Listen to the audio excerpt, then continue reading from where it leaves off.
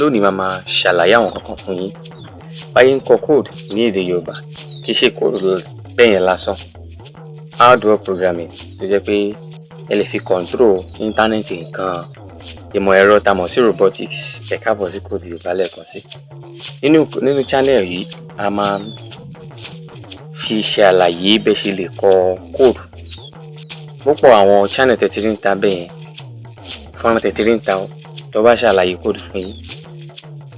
Code yìí tó bá kọ́ ń bẹ̀ èdè Gẹ̀ẹ́sì ló fi kọ́, which means they write it in actual English language.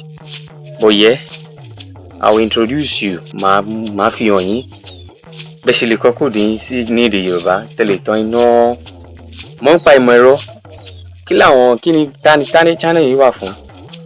Àwọn tó fẹ́ kọ́ ń pa ẹ̀rọ, àwọn olùkọ́ ni, àwọn akẹ́kọ̀ọ́, àwọn tó fẹ́ tí wá kọ́ ń pa ìmọ̀ ẹ̀rọ, àwọn oníṣẹ́ aládàáni fẹ́ pé ẹ fẹ́ fi ìmọ̀ ẹ̀rọ kún àwọn nǹkan tẹ́ ń ṣe, bóyá àgbẹ̀ nìyí o abẹ́ nílé iṣẹ́ kan tẹ́ mọ̀ pé mo fẹ́ máa èmi náà fẹ́ ní ẹ̀yà àsìkò tá a wà yìí èmi náà fẹ́ fi ìmọ̀ ẹ̀rọ kún nǹkan tí mo ń ṣe.